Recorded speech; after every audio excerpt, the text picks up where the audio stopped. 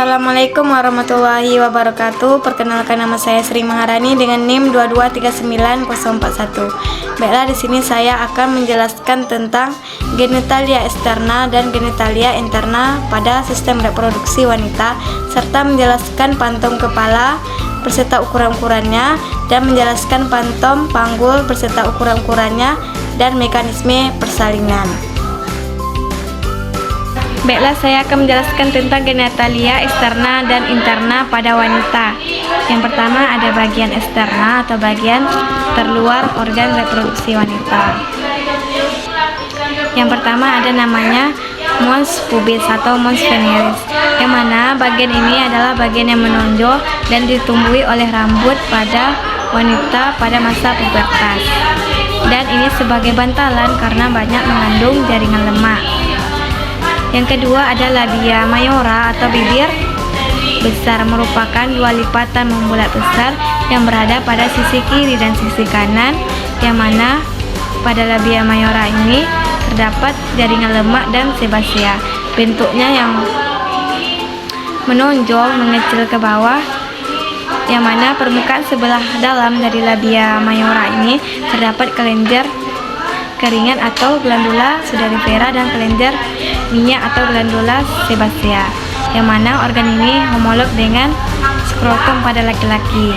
Baru labia minora, ini adalah bibir kecil atau disebut dengan dua lapisan tipis dari kulit yang berwarna merah muda, yang mana organ ini halus dan tidak ditumbuhi oleh rambut, yang mana pada labia minora ini juga terdapat kelenjar atau glandula sudorifera dan glandula sebasea. Baru lanjut di klitoris. Klitoris ini adalah bagian menonjol bulat kecil yang banyak mengandung jaringan erektil yang sangat sensitif dan mengandung banyak persarapan dan pembuluh darah. Besarnya sebesar kacang hijau, identik dengan penis pada laki-laki. Baru ada namanya vestibulum, yang mana vestibulum ini ada bagian-bagiannya. Bagian ke atas itu dengan klitoris, bagian ke bawah dengan perineum. Bagian pada sisi kiri dan sisi kanan itu bertemu dengan labia minora kanan dan kiri, yang mana pada vestibulum ini terdapat orifisium uretra, orifisium vagina, kelenjar Bartoloni dan kelenjar Skene.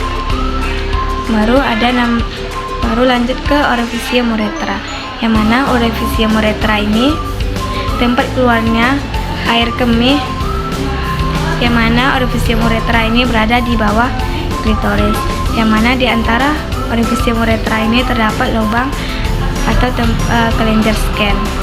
Baru orifisium vagina, yaitu selaput tipis atau selaput elastis, yang mana ukuran normalnya ini atau panjangnya kira-kira 8 sampai 10 cm, yang mana pada vagina ini dilalui oleh darah pada saat menstruasi dan merupakan tempat jalan lahir karena terbentuk dari otot-otot vagina yang membesar dan menyempit.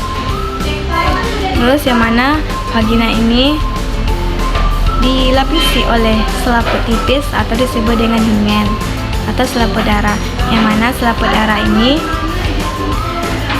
mudah robek dan mudah berdarah, apalagi pada saat melakukan hubungan intim pertama kalinya.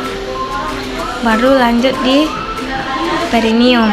Perineum ini berarti antara vestibulum ke anus, yang mana perineum ini juga terdapat kelenjar Bartoloni. Dan yang terakhir ada anus, yang mana anus ini adalah tempat keluarnya fases dan merupakan akhir dari saluran pencernaan, yang mana sisa-sisa makanan yang tidak dicerna dan dipakai ini dikeluarkan. Baru lanjut di genitalia interna atau genitalia bagian dalam kewanitaan, organ reproduksi wanita. Yang pertama ada liang senggama. Berarti liang senggama ini adalah penghubung antara genitalia eksterna bagian luar dengan genitalia interna bagian dalam, yang mana liang senggama ini juga menghubungkan antara vulva dengan rahim, yang mana pada liang senggama ini terdapat lapisan yang berlapis-lapis, ini disebut dengan rugae. Terus terdapat serviks yang mana serviks ini adalah sepertiga bagian bawah yang berbentuk silindris dan menonjol dan terhubung dengan vagina. Terus terdapat portio. Portio ini adalah berada di sekitaran serviks atau mulut rahim. Terus uterus. Uterus ini adalah tempat sel telur dibuahi dan ditumbuhkan semenjak dari awal kehamilan dan berkembang dari bayi hingga lahir. Terus yang mana uterus ini berbentuk seperti buah pir. Uterus terbagi menjadi 3 lapis. Yang pertama ada lapisan terdalam, itu disebut dengan lapisan endometrium. Lapisan tengah itu disebut dengan myometrium, dan lapisan terluar disebut dengan perimetrium. Baru fundus uteri. Fundus uteri ini adalah jarak yang didapatkan, yaitu orang yang hamil dari atas tulang kemaluan hingga atas perut yang dihitung secara vertikal. Terus terdapat tuba falopi. Tuba falopi ini adalah penghubung antara ovarium dengan rahim.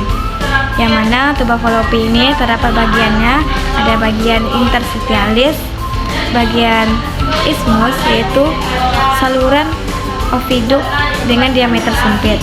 Terus ada namanya ampula, ini adalah bagian yang panjang 3-4 dari tuba, 2-3 dari tuba, yang mana dia memiliki dinding yang tipis dan saluran yang lebar. Terus ada namanya infundibulum. Infundibulum ini adalah bagian yang paling ujung dari oviduk, yang mana bagian ini berada di dekat ovarium. Terus ada fimbrae. Fimbrae ini berfungsi untuk menangkap sel telur, yang mana dia berada di dekat ovarium. Yang mana ovarium ini tempat menghasilnya sel telur atau menyimpan sel telur, serta menghasilkan hormon wanita, hormon estrogen dan hormon progesteron. Baiklah, saya akan melanjutkan tentang pantom kepala, yang mana kepala ini terbagi menjadi 3 bagian, ada bagian muka, bagian tengkorak, dan bagian sutura atau pembatas. Bagian muka ini terdapat 2 tulang hidung atau os nasal, 2 tulang kelenjar air mata os lacrimal, tulang pipi atau zygomatikum, rahang atas maxillaris, rahang bawah mandibularis, dagu mento, dan bawah dagu submento. Di bagian tengkorak ini ada 2 tulang dahi atau os frontal, dan 2 tulang ubun-ubun atau os parietal, dan tulang pelipis atau os temporal, dan 1 tulang belakang kepala atau os occipital. Ada namanya sutura atau pembatas sela. Berarti ada namanya sutura frontalis, berarti pembatas antara frontal kiri dan kanan. Ada namanya sutura koronaria atau koronalis, berarti pembatas antara os frontal dengan os parietal. Terus ada namanya sutura sagittalis, berarti pembatas antara parietal kiri dan kanan. Ada namanya sutura lamboidealis, berarti pembatas antara os occipital dengan 2 tulang os parietal. Terus ada lanjut ke ubun-ubun atau bregmentika. Ada ubun-ubun besar dan ubun-ubun kecil, bregmentika mayor dan bregmentika minor. Bregmentika mayor ini berbentuk segi 4, sedangkan bregmentika minor ini berbentuk segi 3. Baru lanjut di ukuran-ukuran kepala, ada diameter ukuran muka belakang atau diameter seoksipito ke bregmentika ke ubun-ubun, ini ukurannya 9,5 cm. Terus ada diameter seoksipito ke frontal, ini ukurannya 11 cm. Terus ada diameter frontal ke occipital, ini ukurannya 12 cm.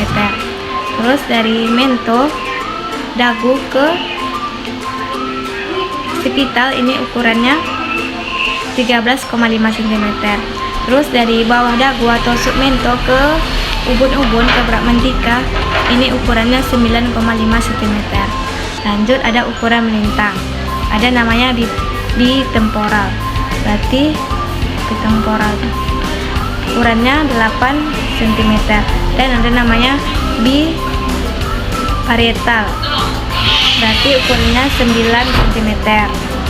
Terus ada ukuran lingkaran, ada namanya circumferentia suboccipito ke bregmentika, ini ukurannya ini kan ukurannya 32 cm.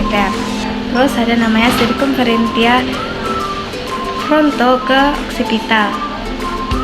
Ini ukurannya 34 cm. Terus ada namanya circumferentia mento atau dagu ke occipital. Berarti ukurannya 35 cm yang merupakan ukuran lebar dari kepala. Baiklah, saya akan menjelaskan tentang pantom panggul. Panggul terdiri dari panggul besar dan panggul kecil, pelvis mayor dan pelvis minor.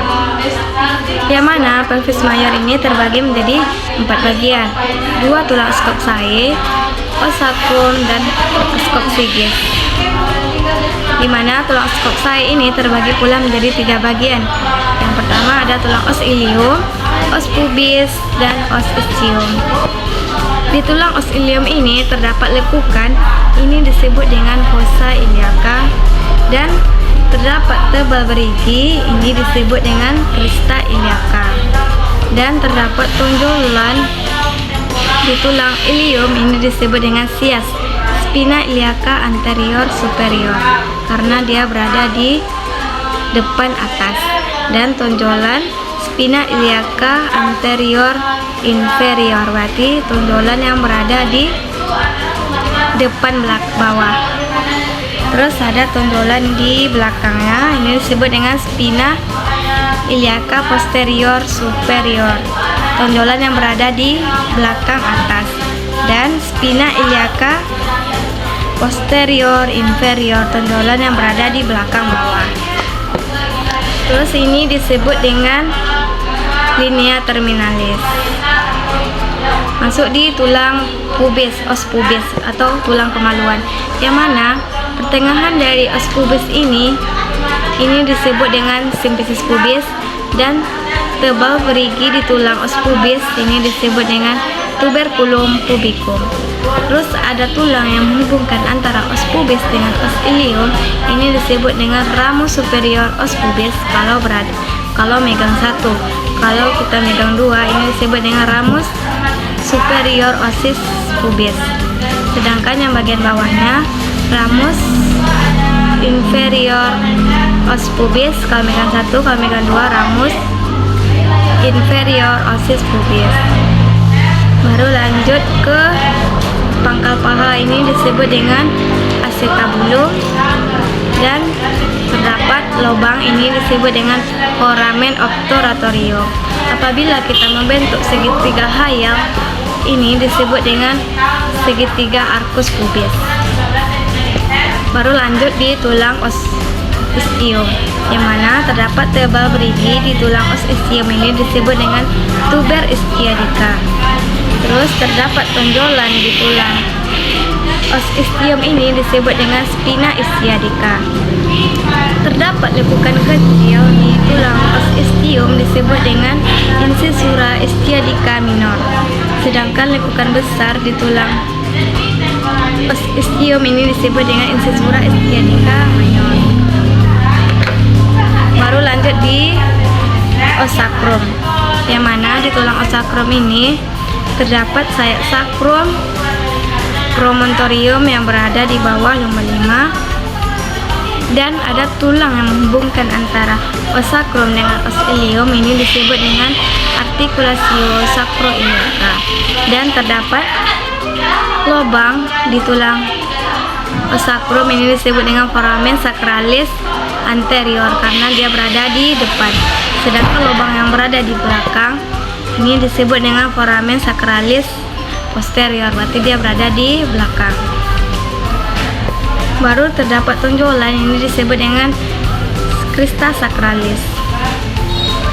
Baru lanjut di tulang os coccygeus, yang mana tulang os coccygeus ini terdiri dari beberapa ruas yang elastis. Baru lanjut menyebutkan ukuran-ukuran panggul. Ukuran panggul luar, yang mana ukuran panggul luar ini ada namanya distansia spinarum, berarti jarak antara kedua spina kiri dan kanan. Ukurannya ini 24 sampai 26 cm. Terus ada namanya distansia cristarum, berarti jarak antara kedua crista kiri dan kanan. Normalnya ini 28 sampai 30 cm. Terus ada namanya lingkar panggul, yang mana lingkar panggul ini dari pinggir atas simfisis pubis, spina iliaca, crista iliaca, lumba 5, crista iliaca, spina iliaca, dan kembali lagi ke pinggir atas simfisis pubis. Ini ukurannya 80 sampai 90 cm. Terus ada namanya conjugata externa, berarti dari pinggir atas simfisis pubis ke lumba 5. Ini ukurannya 18 sampai 20 cm. Baru ada namanya bidang panggul. Bidang panggul ini ada hot 1, yang mana hot 1 ini dari promontorium ke pinggir atas simfisis pubis. Hot 2 sejajar dengan hot 1 melalui pinggir bawah simfisis pubis. Kepala sudah melalui hot 2. Hot 3 sejajar dengan hot 1 melalui spina ischiadica. Hot 4 sejajar dengan hot 1 melalui ujung dari os coccygeus, berarti kepala sudah mau keluar. Baru ada namanya pintu panggul, ada namanya pintu atas panggul. Berarti pintu atas panggul ini dari promontorium, sayap sacrum, linea terminalis, ramus superior ossis pubis, simfisis pubis, ramus superior ossis pubis, linea terminalis, sayap sacrum, dan kembali lagi ke promontorium. Ini ada ukuran-ukurannya, ada ukuran muka belakang atau conjugata vera. Berarti dari pinggir atas simfisis pubis ke promontorium, ini ukurannya 11 cm. Terus ada ukuran diameter transversa atau ukuran melintang, berarti antara linea kanan dan kiri. Ukurannya ini 12,5 cm. Terus ada namanya diameter oblik atau ukuran serong, berarti dari articulatio sacroiliaca ke tuberculum pubicum. Ini ukurannya 13 cm. Terus ada namanya bidang luas panggul, yang mana bidang luas panggul ini dari pertengahan simfisis pubis, pertengahan acetabulum, pertemuan sacrum 2 dan 3, pertengahan acetabulum, pertengahan simfisis pubis. Ini ada ukuran-ukurannya, ada ukuran muka belakang atau conjugata vera, berarti dari pertengahan simfisis pubis ke pertemuan sacrum 2 dan 3. Ini ukurannya 12,75 cm. Terus ada ukuran melintang, berarti pertengahan acetabulum kiri dan kanan, ini ukurannya 12,5 cm. Terus ada namanya bidang sempit panggul, yang mana bidang sempit panggul ini dari pinggir bawah simfisis pubis, kedua spina ischiadica, dan memotong kurang lebih 1-2 cm di atas ujung sacrum. Ada namanya ukuran-ukurannya, itu ada ukuran muka belakang atau conjugata vera, berarti pinggir bawah simfisis pubis ke pertemuan sacrum 1 dan 2. Ini ukurannya 11,5 cm. Dan ukuran melintang, berarti kedua spina ischiadica kiri dan kanan, ini ukurannya 10 cm. Baru ada namanya pintu bawah panggul. Pintu bawah panggul ini terdiri dari dua segitiga, ada namanya segitiga arcus pubis dan garis yang menghubungkan antara kedua tuber ischiadica ke ujung sacrum. Yang mana ini ada ukuran-ukurannya, ada ukuran muka belakang, berarti dari pinggir bawah simfisis pubis ke ujung sacrum ini ukurannya 11,5 cm. Dan ukuran melintang atau diameter transversa, berarti kedua tuber ischiadica bagian dalam, ini ukurannya 10,5 cm. Mekanisme persalinan, Yang pertama ada namanya teori akomodasi, yaitu presentasi kepala lebih sering ditemui karena kepala relatif lebih besar dan lebih berat, dan mungkin bentuk uterus yang sedemikian rupa sehingga volume bokong dan ekstremitas yang lebih berat berada di ruangan yang lebih besar atau lebih luas. Persalinan dengan presentasi belakang kepala ditemui hampir 95% dari semua kehamilan. Pada kebanyakan kasus, kepala masuk ke pintu atas panggul dengan sutura sagittalis melintang. Yang pertama, gerakan utama mekanisme persalinan. Yang pertama ada namanya adjustment, yang mana adjustment ini sutura sagittalis, yaitu tahap masuknya kepala ke pintu atas panggul. Terus dengan kepala masuk ke pintu atas panggul dengan sutura sagittalis pada diameter transversa karena merupakan diameter yang terluas dan terbesar dari pintu atas panggul. Baru dengan adanya kontraksi dan his, maka kepala mengalami tahap kedua atau disebut dengan descent atau turunnya kepala. Yang mana turunnya kepala ini pada primigravida, pada orang yang pertama kali hamil, biasanya sudah terjadi pada akhir bulan dari kehamilan. Sedangkan pada multigravida ini biasanya sudah terjadi pada awal permulaan persalinan. Terus yang mana pada saat turunnya kepala ini ada terjadi synclitismus, yang mana synclitismus ini sutura sagittalis berada di tengah-tengah jalan lahir atau sumbu jalan lahir. Terus ada namanya asinclitismus posterior, berarti sutura sagittalis mendekati simfisis. Dan ada namanya asinclitismus anterior, berarti sutura sagittalis mendekati promontorium. Terus kepala akan turun ke bawah karena akibat dari his dan kontraksi tersebut, yang mana ini berada di tahap 3 atau fleksi. Fleksi ini dagu ini mendekati dada, yang mana kepala sudah berada di hot 3 atau di spina ischiadica dan kepala tertahan di sini. Terus ada namanya secara otomatis kepala mengalami putaran paksi dalam. Kepala mengalami putaran paksi dalam, yang mana tadinya sutura,